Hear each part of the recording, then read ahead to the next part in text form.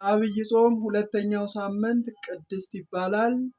ይሄንን አጭር ግጥም ሼር፣ ላይክ፣ ሰብስክራይብ ማድረጋችሁን እንዳትረሱ።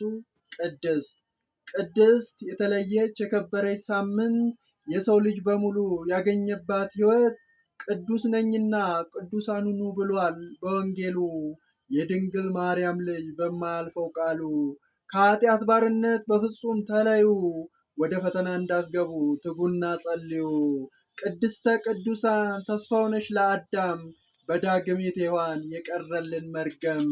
ቅድስት ብሎ ቅዱስ ያሬድ የሰየማት በእውነት ልዩ ዕለተ ሰንበት ናት።